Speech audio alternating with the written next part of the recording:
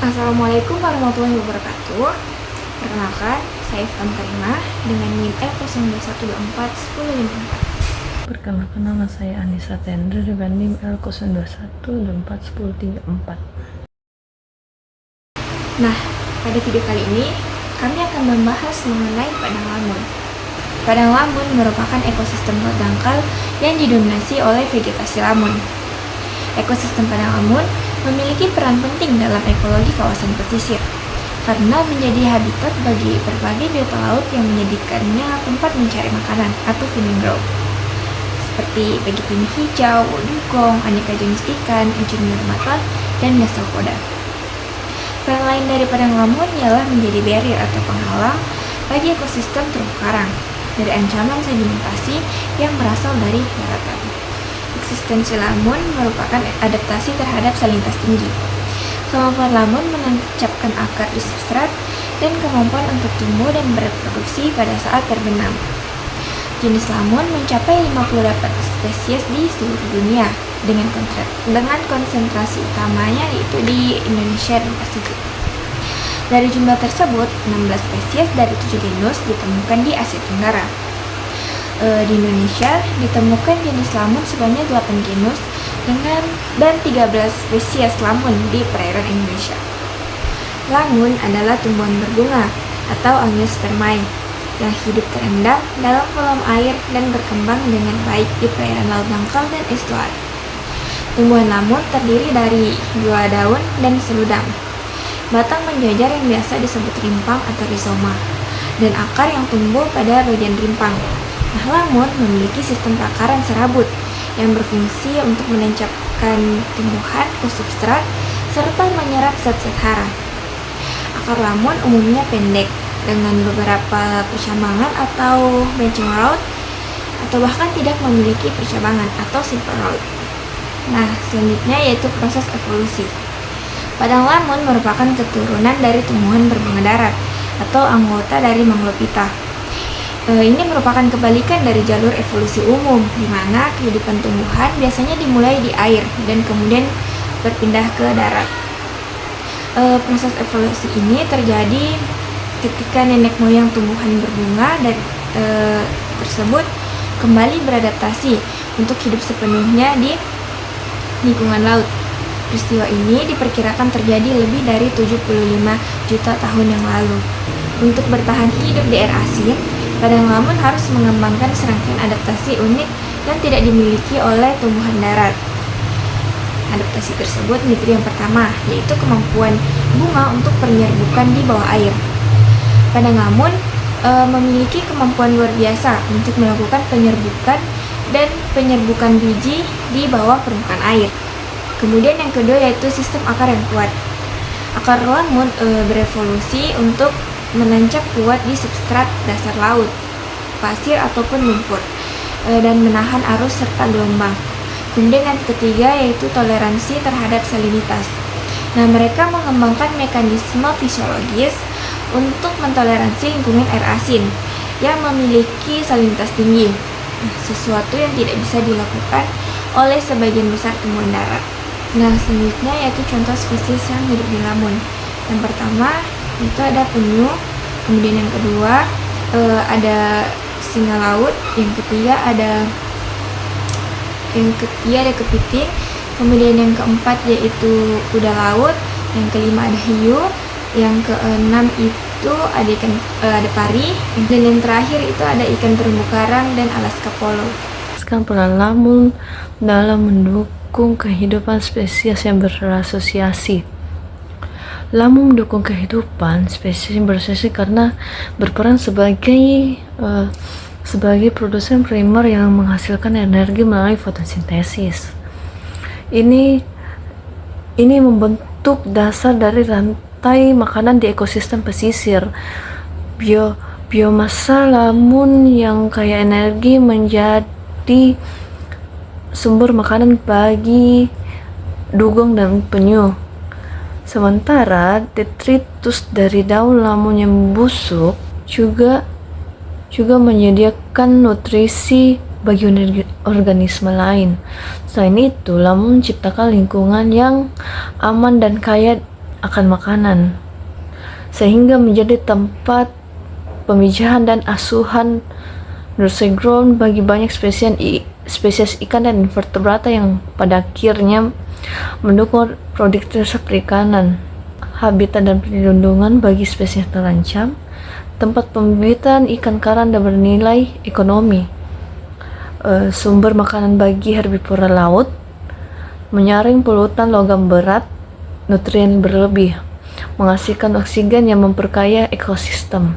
Kenapa lamun mendukung produktivitas makanan? Lamun mendukung produktivitas makanan di ekosistem laut karena perannya yang ganda sebagai produsen primer dan penyedia habitat. Sebagai produsen primer, lamun menghasilkan biomasa dalam jumlah besar melalui fotosintesis yang menjadi sumber energi utama di lingkungan pesisir. Meskipun hanya beberapa spesies seperti dugong dan penyu yang secara langsung memakan daun lamun, kontribusi terbesarnya berasal dari daun yang mati dan terolah menjadi detritus.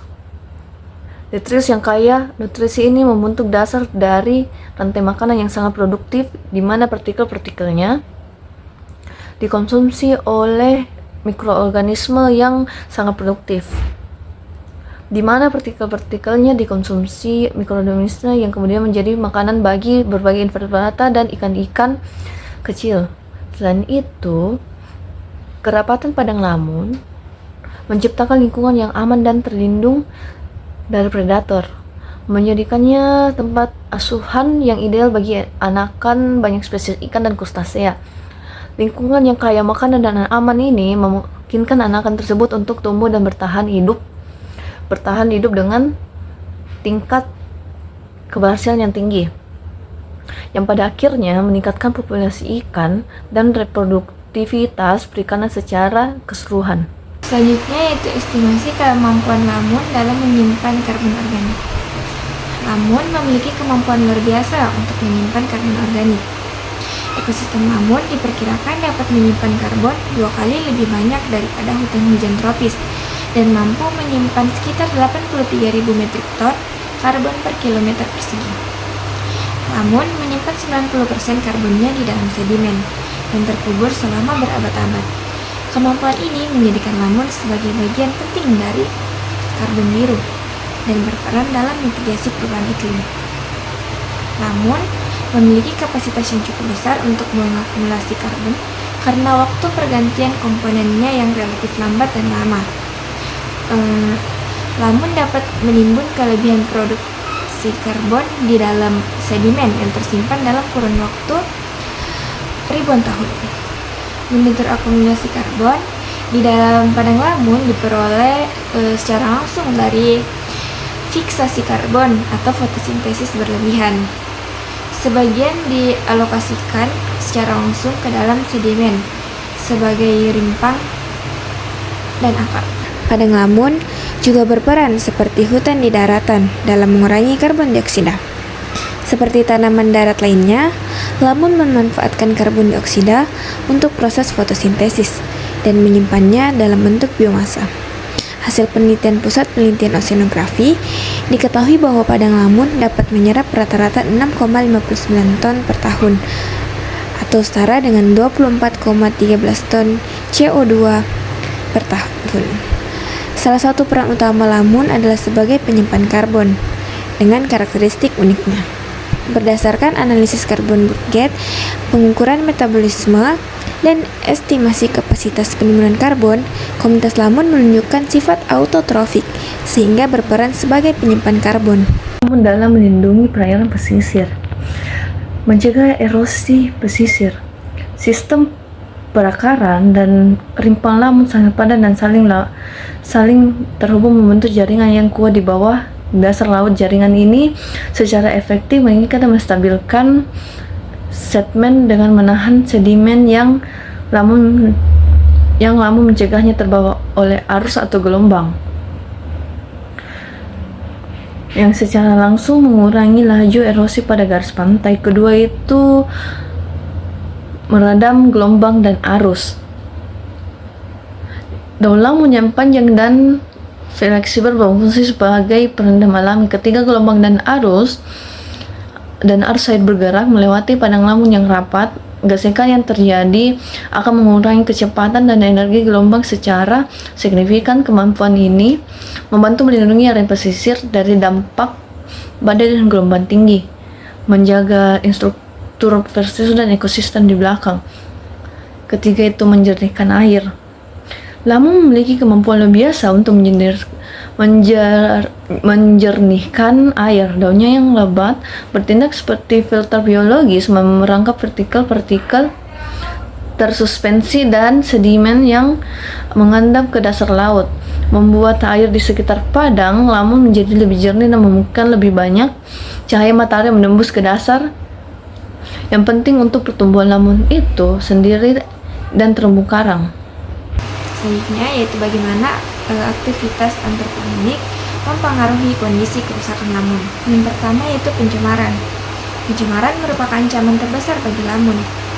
Limbah dari aktivitas pertanian, industri, dan pemukiman seperti pupuk, pestisida, dan limbah domestik menyebabkan peningkatan nutrisi berlebihan di perairan. Ini yaitu suatu kondisi yang disebut eutrofikasi. Kondisi ini mendorong pertumbuhan alga epifit, alga yang menempel pada daun lamun, dan fitoplankton yang sangat cepat. Alga ini menutupi daun lamun dan membuat air menjadi keruh, yang pada akhirnya mengurangi jumlah sinar matahari yang bisa menembus hingga ke lamun. Tanpa cahaya yang cukup untuk berfotosintesis, lamun akan mati. Nah, yang kedua yaitu pembangunan pesisir. Aktivitas pembangunan di pesisir seperti reklamasi lahan, pengerukan alur pelayaran, dan pembangunan pelabuhan secara langsung menghancurkan padang lamun. Pengerukan dan reklamasi dapat mengubur padang lamun atau mengubah kondisi arus air secara drastis, sehingga ekosistem tersebut tidak dapat bertahan. Dan yang terakhir yaitu aktivitas pesisir. Kegiatan di atas padang lamun juga menyebabkan kerusakan fisik. Penggunaan jangkar kapal yang tidak hati-hati dapat merusak atau mencabut lamun dari dasar laut, meninggalkan bekas luka yang sulit pulih. Selain itu, baling-baling kapal dapat mengikis dasar laut dan menciptakan droplet scare yang mengganggu pertumbuhan lamun dalam jangka panjang. Menjadi prioritas untuk dilindungi, yang pertama itu ekosistem yang kaya namun rapuh, sangat produktif tetapi mudah rusak. Kedua itu habitat penting bagi spesies terancam seperti penyu, kuda laut, dan hiu, pari, dan tempat pembibitan ikan bernilai ekonomi. Yang ketiga itu mendukung perikanan global. 50% perikanan dunia tergantung pada spesies yang tumbuh di padang lamun.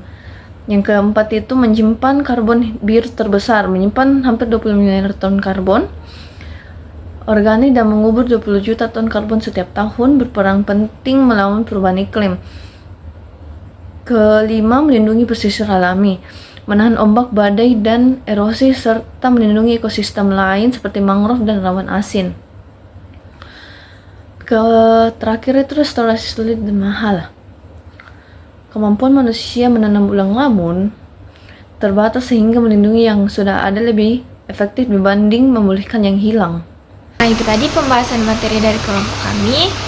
Sekian, wabillahi taufiq wal hidayah. Wassalamualaikum warahmatullahi wabarakatuh.